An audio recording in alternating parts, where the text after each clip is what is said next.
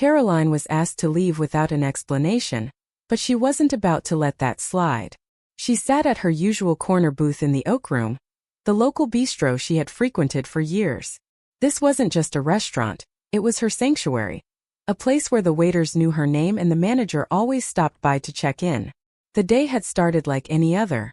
After finishing a meeting, she came here to unwind. The comforting aroma of freshly baked bread mixed with the soft hum of clinking glasses and quiet conversations. From her seat by the window, she could see the ebb and flow of the neighborhood. New businesses opening, construction projects taking shape, the occasional parade marching down Main Street. As she scanned the menu, her mind still racing from the morning's events, she noticed a new face among the staff. A tall, middle-aged man with a clean-shaven face and a sharp suit. She had never seen him before, but that wasn't unusual. Restaurants hired new people all the time. When the waiter arrived, she ordered her usual, grilled salmon with a side of roasted vegetables, already anticipating the familiar flavors. But before the waiter could leave, the new man approached her table. "Excuse me," he said, his voice low but firm. Karoline looked up confused. "Yes. I'm going to have to ask you to leave," he said bluntly. Her brow furrowed. "Pardon me." She leaned forward slightly, thinking she had misheard him. "You need to leave. Now." His voice was more insistent this time, his posture stiff, as if bracing for an argument.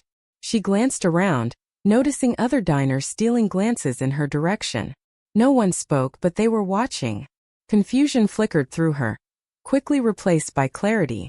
Something wasn't right. She had been in uncomfortable situations before, but this felt different. "Can you tell me why?" she asked, her voice polite but firm. The man hesitated, his hands clasped in front of him. "I don't need to explain." Karoline felt her pulse quicken, but she didn't let it show. She had encountered people on power trips before. People who thought they could push others around without reason. "Not today. Not here." "Actually, I think you do," she said, her voice calm but resolute. "I've been coming here for years, and I've never been treated like this. If you're asking me to leave, I deserve an explanation. Just like any other customer would." The man's lips pressed into a thin line. He glanced over his shoulder at the manager, who stood near the kitchen door, watching but making no move to intervene. That was odd. Karoline had always known him to be hands-on, ensuring customers were comfortable. Why was he silent now? "You're disturbing the other customers," the man finally said. Karoline raised an eyebrow. "Disturbing?" She looked around. People were chatting quietly, sipping their drinks, absorbed in their meals. There was no commotion, no disruption. "This is a public place," she said evenly. "I'm just here for a meal. I'm not disturbing anyone." The realization settled in. This wasn't just about her ordering lunch. Something else was going on. "I'll leave," she said, meeting the man's gaze. "But only when I understand why I'm being asked to go. I think that's fair." The manager still hadn't moved. His gaze burned into her, but she held her ground. This wasn't just about being asked to leave. It was about respect. And she wasn't going to let this slide without a fight. Would she get the explanation she deserved? Or was this a battle she never saw coming? Karoline stood her ground, her voice steady. "I'll go, but I deserve to know what this is about." The manager looked at her, then at the man beside her. There was a moment of hesitation before he finally spoke. "I'm sorry, ma'am," he repeated. "It's just protocol." Karoline raised an eyebrow. Protocol. The word hung in the air. What protocol? "I've been coming here for years. This place has always been welcoming. What's changed?" The man and the manager exchanged an unreadable look. It was as if they were waiting for her to break, maybe, or to leave without asking more questions. But she wasn't about to do that. Not now. The silence stretched, and for a moment, Karoline thought she might be getting nowhere. But then something shifted. The tension in the room was thick, almost unbearable. She could feel the eyes of every person in the restaurant fixed on her. The manager and the man beside her were growing more uneasy by the second, but she wasn't backing down. She needed answers. "I'm still waiting for an explanation," Karoline said, her voice even but firm. "Why am I being asked to leave? What complaint could possibly justify this?" The manager shifted uncomfortably, as though debating whether to continue this charade or come clean. For a brief second, Karoline thought she saw his face soften, just for a fleeting moment, before he masked it again. "I don't have all the details," the manager said, his voice quieter now. "I was just told to handle it. But I assure you we don't normally ask people to leave for no reason." Karoline took a deep breath. His words felt hollow. He knew something wasn't right. "Can you at least tell me who made this decision?" she pressed. "Who gave the order?" The manager hesitated, his eyes flicking toward the man beside her. "It came from the owner," he finally muttered, as though it pained him to admit it. "But like I said, I don't know the full reason." Karoline's heart raced. The owner? That was a name she hadn't heard in a long time. The Oak Room had been her go-to spot for years, and she knew the owner. A woman named Joan. Joan had always been kind, attentive and understanding. She had never once made Karoline feel unwelcome. "Joan?" Karoline stared at the manager in disbelief. "That doesn't make sense. I've known her for years. Why would she ask me to leave without any explanation?" The manager glanced back at the man, clearly uncomfortable. Karoline didn't let up. The pieces of the puzzle were shifting in her mind, but something wasn't adding up. This wasn't just a random complaint or a misunderstanding. There was something more. But what? The man beside her, who had been eerily silent, finally spoke.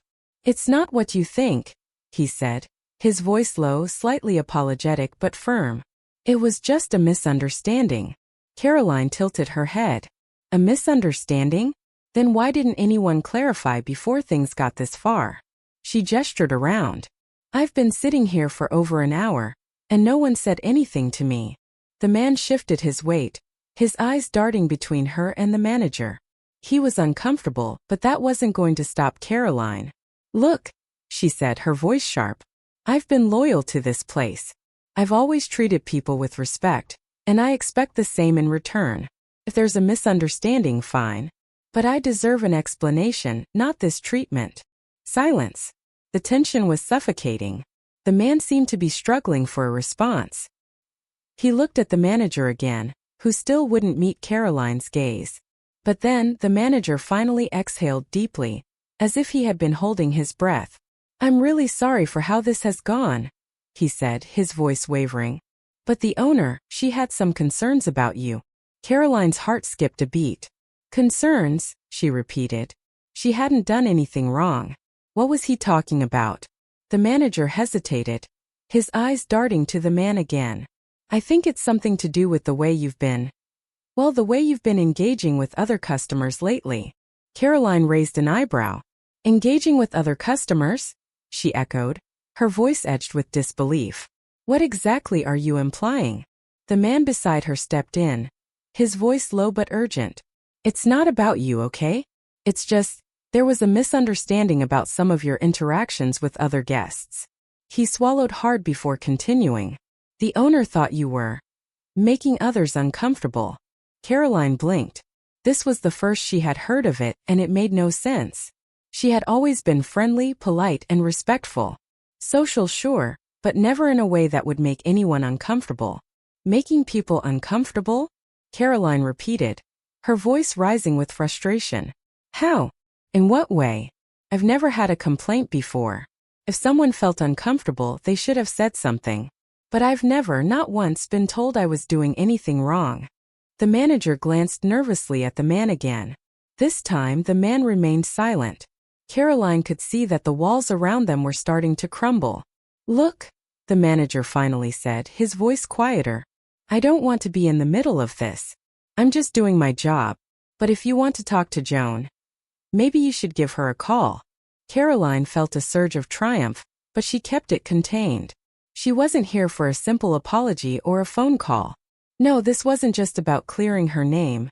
It was about making sure this kind of treatment never happened again. "Fine," she said, her tone sharp. "I'll call Joan. But before I leave, I need to hear the truth. No more vague excuses. No more dodging the question." The manager opened his mouth to respond, then closed it again. Regret flickered across his face. He was finally realizing how much he'd messed up. Karoline stood tall, unwavering. This wasn't just about defending herself. It was about making sure her voice was heard. But what would Joan say when Karoline finally made that call? Would the owner admit to her mistake? Or would this situation spiral even further? Karoline took a deep breath, her fingers tapping lightly on the edge of the table. The weight of the moment pressed on her. But she wasn't going to let it overwhelm her. She had fought for the truth. Now, it was time to hold the people responsible accountable. The manager had already begun to show signs of remorse, but that wasn't enough. Karoline wasn't here for half-hearted apologies. She wanted to hear from Joan herself. "Give me a moment," Karoline said to the manager, her voice steady. She wasn't asking for permission. She was giving them the space to react. She pulled out her phone and dialed Joan's number, her fingers moving with practiced precision. The phone rang twice before Joan answered, her voice warm and familiar. "Karoline, it's been a while. How are you?" Karoline took a second to compose herself before responding. "I'm fine, Joan, but I need to talk to you about something urgent. I'm here at the Oak Room, and I've just been asked to leave by your manager with no explanation whatsoever. And to make matters worse, I'm being told that I've somehow made other customers uncomfortable. I need to know why this is happening." There was a brief silence on the other end. Karoline could almost hear the gears turning in Joan's mind as she processed the situation. Joan had always taken pride in ensuring her restaurant was a place of comfort and respect. This didn't seem like an issue that would escalate without reason. "Karoline, I'm so sorry," Joan said after a pause. "I had no idea any of this was happening. I trust my staff, but if there's been a misunderstanding, we need to sort it out. What exactly happened?" Karoline's frustration melted slightly at Joan's genuine tone, but she remained focused. "I've been a loyal customer here for years, Joan. Never had an issue with anyone. Not once. If someone had a problem with me, they should have spoken up, but no one did. I'm being told there was a complaint about my behavior, yet no one has explained what I supposedly did wrong. I was just trying to enjoy my lunch, and now I'm being asked to leave." Joan let out a frustrated sigh. "I am so sorry for this. I've known you for years, Karoline. You've always been respectful and polite. If there's been any confusion, it should have been handled differently. I'll have a word with the manager immediately. This isn't how we run things." Karoline could feel her heart slow as the weight of the conversation began to settle. She wasn't just getting an apology, she was getting accountability. Joan wasn't making excuses or brushing the situation under the rug. "I appreciate that, Joan," Karoline said, her voice softening. "But this isn't just about me. It's about making sure this kind of thing doesn't happen to anyone else. I don't want to cause trouble, but I can't just let this slide." "I understand, Karoline," Joan replied firmly. "I'll fix this right away. You deserve respect, and I'll make sure the staff knows that moving forward. I want you to feel comfortable when you come here." The conversation ended with Joan promising to handle the situation. Karoline hung up and turned her attention back to the manager, who stood there awkwardly, avoiding her gaze. The man beside her had disappeared into the background, likely retreating to avoid further confrontation. The manager cleared his throat. I've spoken to Joan. She's very upset about what happened, and she's promised to make things right." Karoline nodded, satisfied with Joan's response but not quite ready to let the manager off the hook. "I appreciate you talking to her, but this whole thing could have been avoided if you had just communicated properly. I was a paying customer just trying to enjoy a meal. I shouldn't have been treated like this." The manager looked down, his face reddening. "You're right," he admitted quietly. "I should have handled it differently. I'm really sorry for the way this went down." Karoline's expression softened. "Apology accepted, but remember, it's not just about making apologies. It's about treating people with respect from the start. No one should feel like this." The manager nodded earnestly. "I'll make sure this doesn't happen again." Karoline gave him a small smile. "I'm glad to hear it. Just make sure that next time communication is key." As she turned to leave, she could feel the eyes of other customers on her again. But this time it was different. This time she had taken control of the situation. She had stood up for herself and shown that there was power in calm communication, even in the face of confusion and frustration. As Karoline walked out of the Oak Room and into the cool afternoon air, she took a deep breath, letting the fresh air fill her lungs. The conflict was over, but it lingered in her mind. It wasn't just about the unpleasant exchange or the awkwardness of being asked to leave. It was about the principles behind it all. She had walked into that restaurant expecting nothing more than a pleasant meal. But instead, she'd been thrust into a situation that tested her patience, her ability to stand up for herself, and her belief in fairness. But now that it was over, Karoline felt a quiet satisfaction. She hadn't backed down. She hadn't let her emotions take control. She had stayed calm and composed, handled the situation with grace, and in the end, she had gotten the apology and clarity she deserved. More importantly, she had ensured the problem was addressed in a way that would prevent others from experiencing the same thing. As she walked toward her car, her thoughts shifted from the events that had just unfolded to what she had learned from them. She knew this wasn't just a story about a woman being asked to leave a restaurant. It was about the power of self-respect, the importance of communication, and how standing up for what's right can lead to positive change. She thought about how easily she could have walked out of the Oak Room in frustration, avoiding any further confrontation. She could have accepted the vague explanation, left without saying a word, and chalked it up to a bad experience. But instead, she had asked questions, demanded answers, and insisted on being treated with respect. And by doing so, she had not only resolved the conflict, but also ensured that both the manager and the owner knew exactly where she stood. Karoline wasn't just proud of how she had handled the situation. She was proud of how she had used her voice to make a difference, not just for herself, but for anyone who might find themselves in a similar situation. This wasn't just about a meal or a restaurant. It was about taking a stand for fairness, dignity, and respect in all aspects of life. As she got into her car, Karoline smiled to herself, thinking about the lesson she had learned in the process. She had reminded herself, and those around her, that standing up for yourself doesn't always require confrontation. It doesn't require raising your voice or creating chaos. Sometimes it's about being calm, being confident, and knowing your worth. Her mind drifted to the other customers who had witnessed the exchange. She wondered if they would see things differently now, if they would be more inclined to speak up if they found themselves in a similar situation.